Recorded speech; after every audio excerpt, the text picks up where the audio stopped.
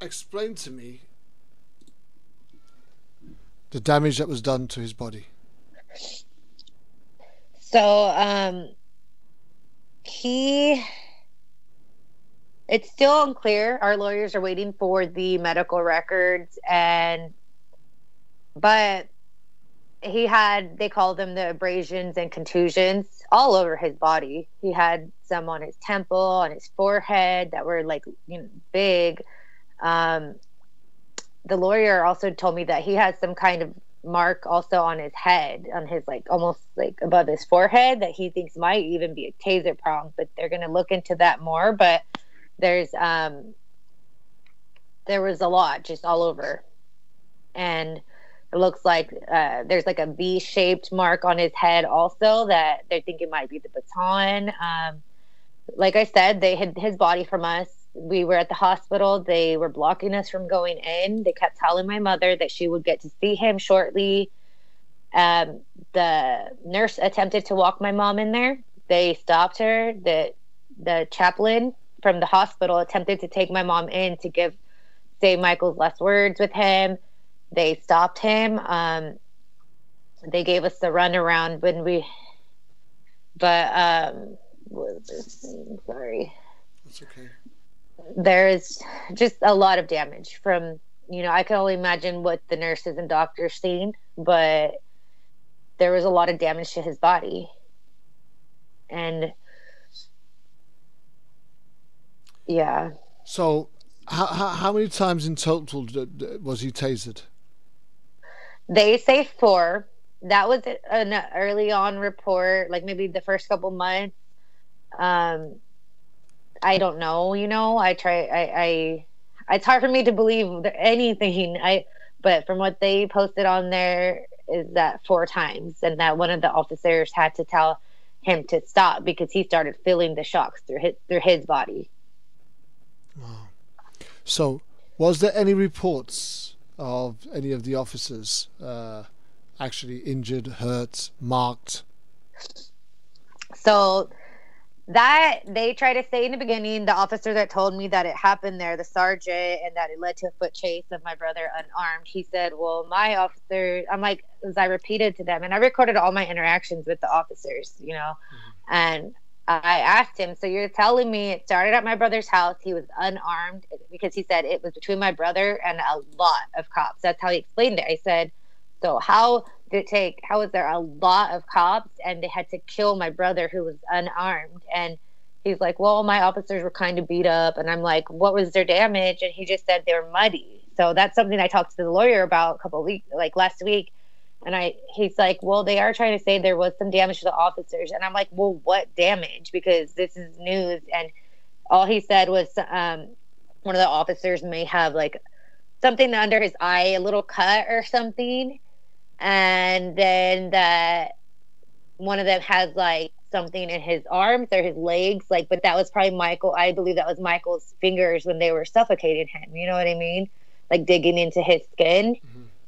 But that's he said the mark on the officer isn't bad on his face, but at the same time, I'm also like, okay, well, they were all piling on him. They can't even really say that my brother did that to him. He could have got like they were all jumped on him. So, but that's it. He's nothing serious. They were just muddy.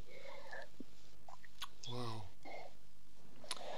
In all your years of knowing your brother, the level of aggressive violence that would have been witnessed and experienced in what was going on with them tasering him and him retaliating or resisting. Had you ever known him to be like that before? No, like me and my brothers, like we grew up fighting with each other, like in the household of boys, we were wrestling, we were like rough like that with each other. Another thing, Michael knew not to. He was never against like the cops. Like he would never say hurt a cop or anything like that because he knows that they will kill you.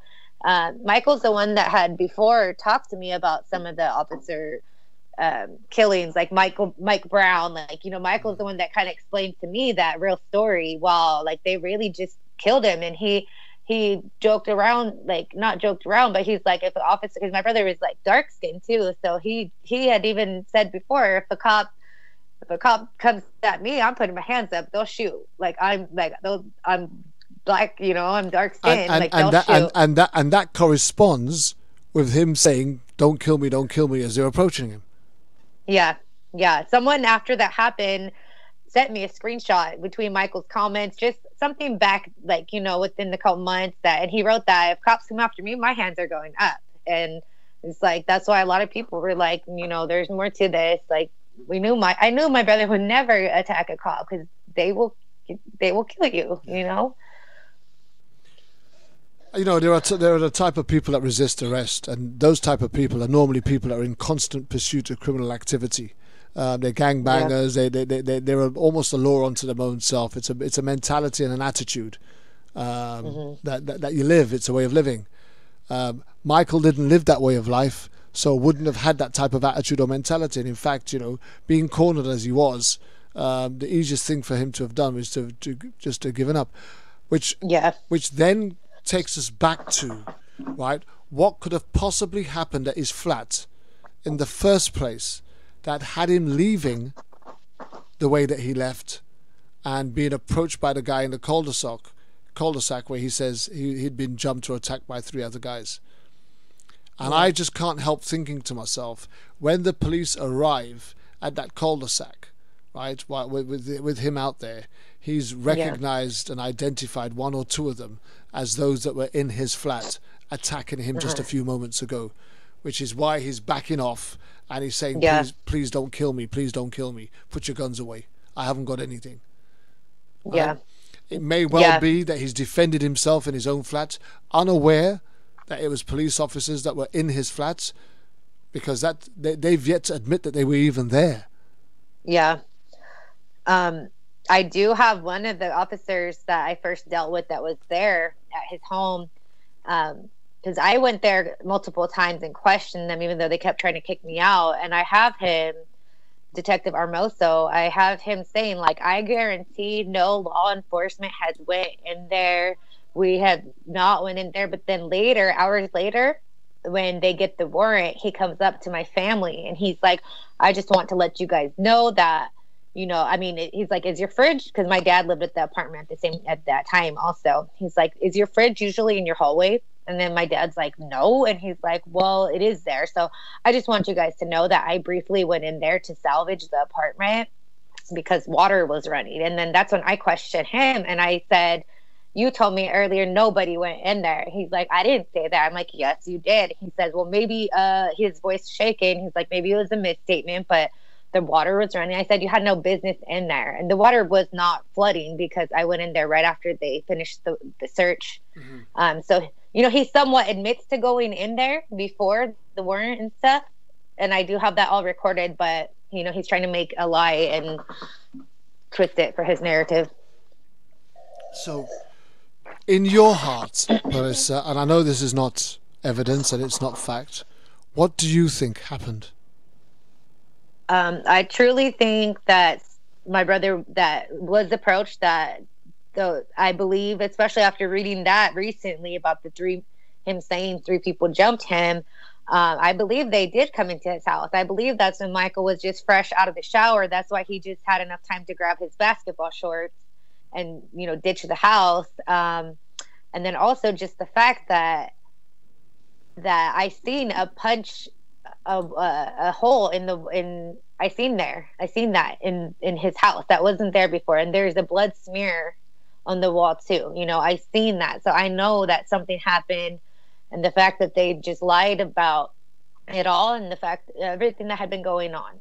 Like, I believe they came into his house. Michael, they weren't marked, they weren't dressed, so he took off, and that's why he was going through the apartments looking over his shoulder, and and I believe when Officer Wright, I believe that was intentional at that point, because at that point they had my brother handcuffed and they had his legs restrained already, and he still came and killed Michael. So that's how. Let me just read one of the things that I said. This was an unexpected death of a 30-year-old male who had a physical altercation with law enforcement while under the influence of methamphetamine. Deputy Coroner Sheikh Ali wrote in her report. The decedent was reported to have been tased and restrained with handcuffs following the altercation. Several minutes after being restrained, the decedent became unresponsive. Ali stated the official cause of death was sudden death with methamphetamine intoxication during restraint by law enforcement. So they are claiming that he was under the influence of methamphetamine when he died. Is there any evidence to correspond with this finding? I always found it to be sketchy, that whole thing, because it was just, days later that we had his funeral, and that's when they released because that was very public. So our town is a smaller community. They decided to release the findings of the methamphetamine and basically saying he died because he was on drugs, and that my brother had no physical damage. So I always found that to be questionable. Like after what I seen and after I see how they lie, like I don't believe it. But even if so, like that's still not why he died. He did not die from drugs and the taser. He died from being suffocated and to death. And something that the lawyer came up with recently. I was asking him about the amounts and stuff because I'm not familiar with the terms and all this, but he said, according to him, and they've seen a lot of cases that was the amount that they're saying is not a large amount. Which in the Daily Democrat, the newspaper, local one, they claimed that he was like on this crazy amount, but the lawyer says it was not a large amount; it was a small amount. It's not something that they've had clients that were a lot higher, like higher amounts that they've worked with those cases, and he says that's not something he would have probably died from, but now that he has the reports, he's saying what I've been saying all along is that, from being suffocated. This report continues. It also says that Berrera, 30, died after being tased when he allegedly charged officers with a golf club in Woodland. He reportedly stopped breathing after being tased twice. He was taken to Woodland Memorial Hospital where he was pronounced dead. News of Berrera's death spread across the community as family members held a vigil and march that started at the Woodland Police Station in Lincoln Avenue and travelled through downtown Woodland. Family and friends of Berrera, however, charged that there is an active cover-up, including statements from police that Berrera was carrying a large knife, pair of scissors, and the golf club. Okay, so I need to ask this question. Yep. Every human being, as far as I know, from the beginning of time, has two pairs of hands. Sorry, one pair of hands, two hands. Yeah. Okay, so I want to know how he was carrying a large knife, a pair of scissors, and a golf club, and how on earth anybody would expect you to believe that he would be a threat with all of these three in his hand. Because for me, somebody who had a knife, scissors, and golf club wouldn't have a clue what they were doing and would not be able to defend themselves appropriately. And secondly, how do you manage all three weapons with only two hands? Yeah. That was, and that you point that out, that was one of my things, like from the very beginning. It was just these outrageous things. And then, like I said, the first set of officers told me one thing. And then the next one, the sergeant told me he was unarmed with, da-da-da-da-da. After I talked to that sergeant for not even 15 minutes later, the report came out with those three weapons. They also tried to say my brother was naked in a trench coat. They tried to say Michael was flashing people, that he was breaking into cars also, and that he charged at the officers. They had and I called that sergeant. He had just given us his car. I called him immediately, and I said, "What is this crap?" And he says, "Oh, I didn't know that was, I had no idea of this report, but it came from one of his colleagues, So, like I said, just that's why, my feelings and my trust of law enforcement and everything changed immediately, because all these things that, we're talking about happened just within hours. And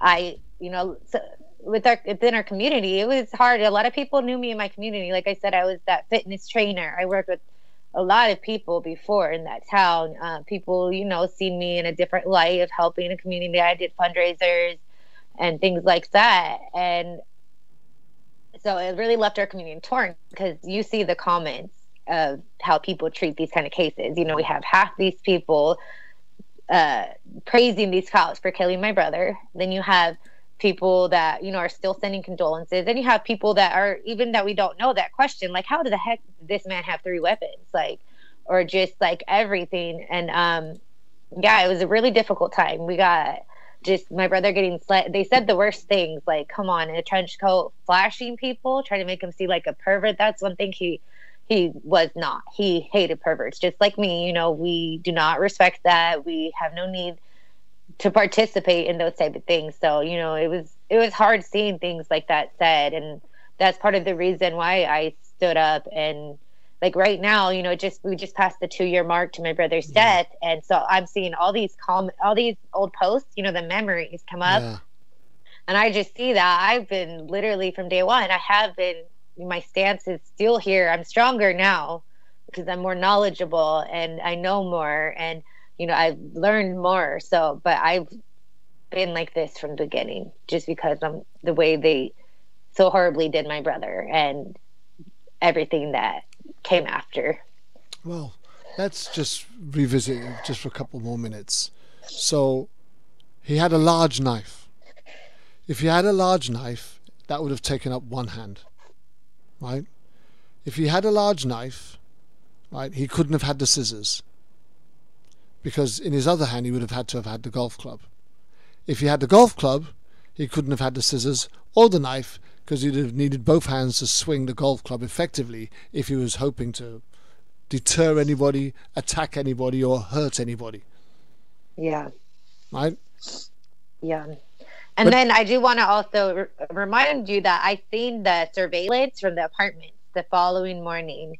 And I seen that even before the sheriffs who were investigating it, because I went there right away and she let me view them. And my brother didn't have any weapons. He actually had his towel in his hand. So that's how the, getting out of the shower thing sticks with me, and he like threw the towel over his shoulder and he kept walking. But that's why I believe he just had the basketball shorts. It was not a trench coat, but there was no weapons in the view that I have from the surveillance, and I still have those to this day. So where is the golf club now?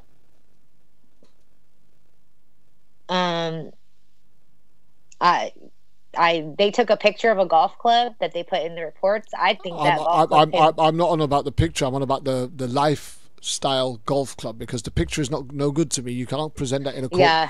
Where is the golf club that they're saying that he was swinging at them? Yeah, I did not see that. Okay. Because that should be part of the evidence in his possessions. This is what he had. This is what he had on him when he died. This is the reason why we attacked. Why we tried to restrain him. The knife. Where is the knife that he had? The large knife. No idea. Should that not also be recorded as part of his possessions? This is what he had on him when we arrested him, when we tased him, when we tried to restrain him, when he unfortunately died and breathed out his last breath. These are the things that he had: his shorts, his vest, his shirt, his jacket, his shoes, his socks, his knife. Where are the scissors? Yeah. Are the scissors not listed in his possessions either? Not that I know of. That's another thing. When they went into his apartment, I was trying to, before we heard of the weapons, I'm like, maybe they're trying to get something, with his fingerprints. I don't know, but like his apartment, the way they went through it for their search, like some of his things were left perfectly. Like his his clothes were folded perfectly right on top of it, but then everything else was crazy mess. It was just all suspect to me, from the beginning. And then the cherry on the top, because the girlfriend who used to stay at the house, visit the house, cook at the house, says that she'd not seen any of these things in the house before, and should have been the one to use it. I sent her the picture immediately, and she said, "I've never seen those in my life. He does not So, have knives so, like that." so when you see the knife, right? Because if you was to walk into my house, right, and walk into my cutlery drawer, I do have some odd things that are left behind from sets that I had before, but Yeah, everything are in sets. yeah, So my knives and forks, my cutlery that I eat with, they're in sets. I've got a kitchen knife set that's in a box. They're in different colors, but they're the same style and they're in a box. There's yeah, some additional knives, you know, knives that I use to cut meat and stuff like that that are in a container that are in the, but they were all from previous sets, and they all have some sort of similarity or connection to one another, where you could see that they were bought round about the same time and kind of thing. yeah. So the picture of the knife that you have, does that identify with anything else that he's got in his home, in his kitchen? No, and that's the thing with these also. The picture of the knife they put in some of the reports is like a big knife with like these holes along it. And it's very it's very easy to spot. Like it's distinctive. And so no to that. And then the scissors also, I try to ask Jessica, like, did you recognize these? She says that I had a pair of scissors there in my crafts with my craft stuff, but those are not them. Like, so they were both two completely things that were not in his home, that to her knowledge, or mine either, because I visited him a lot. But so yeah. And finally, on that score, right, has any DNA or fingerprinting been done on those items to verify whether his prints were on the knife and scissors that they're claiming that he was carrying, or that they produced as their evidence? Not that I know of. And then also these things that they supposedly found, they say they found them houses way, like not even, in his possession. They found it along the trail, from where he went from his apartment to his home. So they were not even with him. So hold on a minute, because now you need to wake up and smell the coffee, right? If they found the knife and the scissors along the way upon a trail as they went up and down the street, then these couldn't have been the knife and the scissors that he had waving at them that made him a threat, that had them taser him and restrain him, right, and handcuff him and Correct. choke him to death. Yep. Yep. Because they wouldn't have had to have gone and search down the street for them, because they would have been there on the floor beside him when he fell. Correct. So none Correct. of this makes sense. None of it. So again, I could understand why you feel that you've been badly represented by the first couple of attorneys that you've had. But this is why it's imperative that you have the right type of attorney that will ask the right questions and get you the information that you need to challenge this appropriately. Because this, in Yeah. my opinion, is definitely one of the worst case scenarios for wrongful convictions that I've come across. Yeah. It makes absolutely no sense whatsoever that a young man's life has been taken and a family has been left to grieve and try to find a way to move past the loss of a dear loved one, while the lies continue to pile up with no sense of justice on the horizon. Yeah. So, Marissa, where are we now as far as the case is concerned? So with the new attorneys, we've only had them for a couple months now. They're going through the discovery process, and yeah, it's crazy for me, because it's these things that I have already known because of the work I've put in since the beginning, are coming to light. But it looks like we have the civil lawsuit for wrongful death.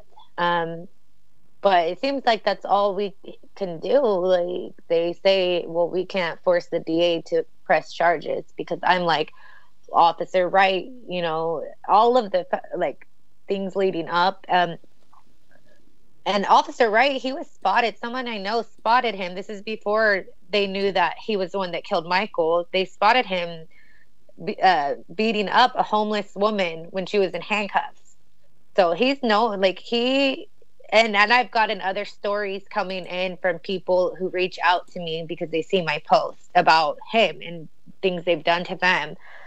But it's disappointing that we can't do anything in that matter. Like, they're still rolling around working and doing God knows what. But that's where we are. It just feels like the waiting game. Along with all of this, I'm seeing, there's new killings every day. So it's like we're seeing more families going through it, and it's been thousands of people killed by police since Michael was. But a lot of the stories that I see, or the families that I meet, I find something very similar, is that a lot of the stories, our people were not attacking. They were not out there hurting anybody. They weren't attacking the cops. They were not a threat. So it's hard for me. I'm like, is this ever going to change? Is it just going to keep, happening and we can't do anything? So right now I'm just working on what I can. I'm connected with the families, and spreading awareness. But I'm not gonna lie, it's hard sometimes feeling knowing we can't do anything after they've murdered our loved ones especially the way Michael was killed. Do you get to a point where you think to yourself that you're just never going to get to the truth? I feel like I know the truth. I know the truth. I know my brother, and I know the truth is that he was killed. He was wrongfully killed by these cops, and he was unarmed and handcuffed while he was killed. I know that, and I think that with time, it'll come to light in the public. I feel like in my hometown, it's already been. My brother was slandered so much. I've experienced personally harassment from these cops. I had to move out of that town.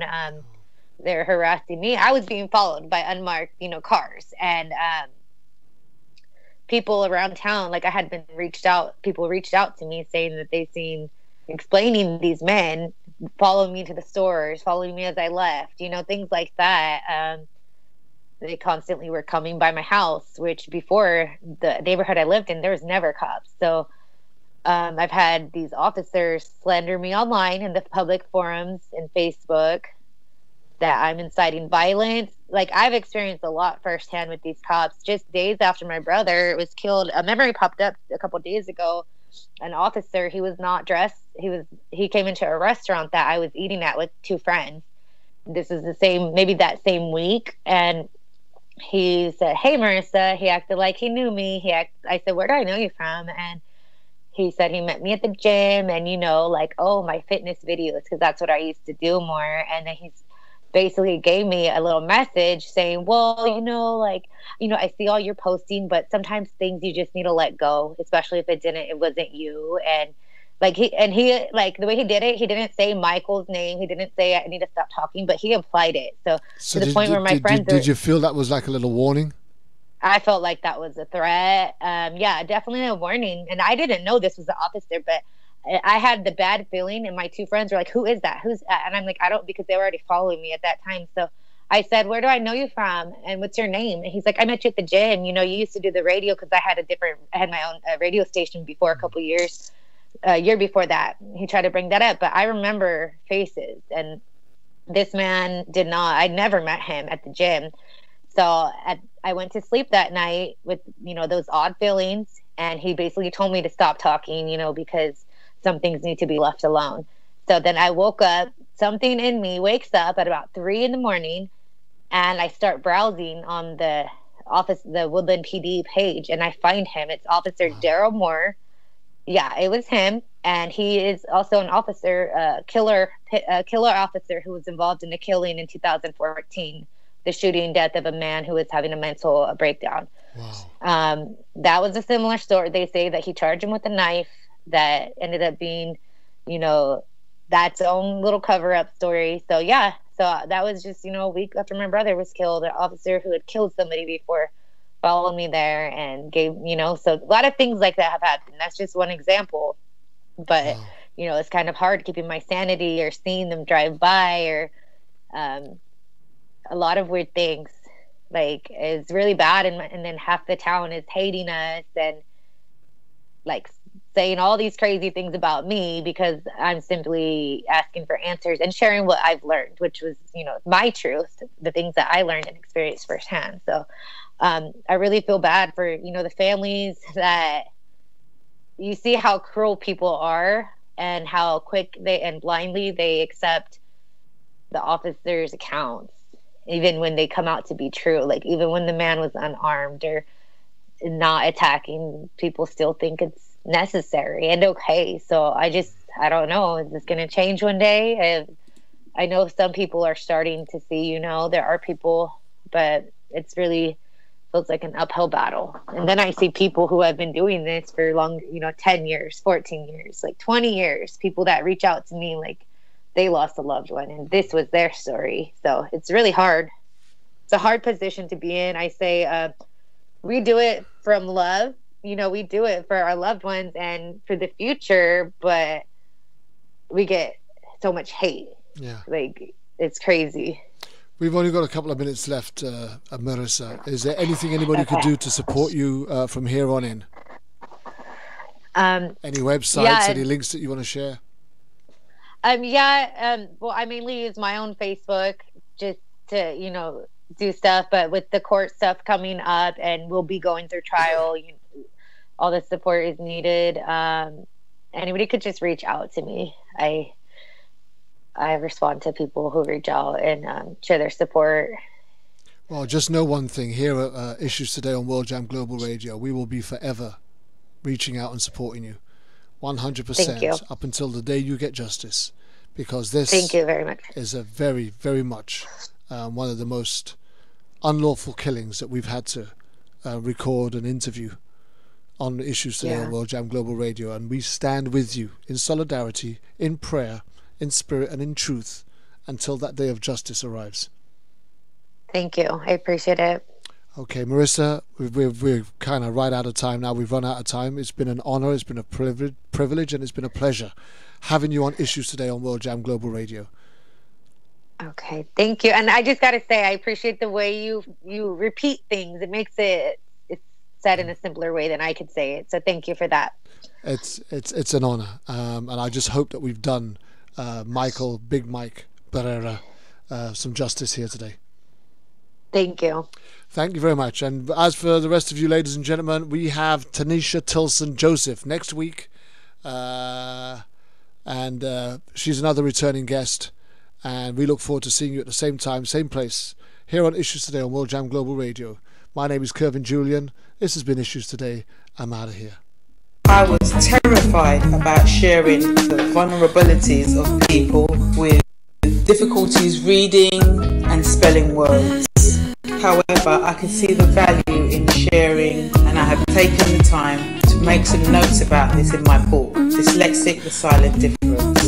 You can get your copy now at www.a1tribe.com or amazon.com or amazon.co.uk. Thank you again, everyone, for your support.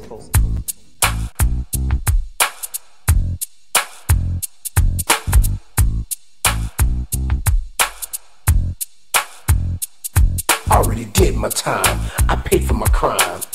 Don't forget to join us next Saturday when we've got Tanisha Tilson Joseph live here on World Jam Global Radio on Issues Today. Another returning guest. That was Marissa Berrera. And we covered the story of Big Mike Berrera, unlawfully killed at the hands of corrupt officers. Already did my time. The jury's out, but the verdict's already in. It's easy enough to make up our mind. We're out of here. Back in the day, I didn't really care about the system.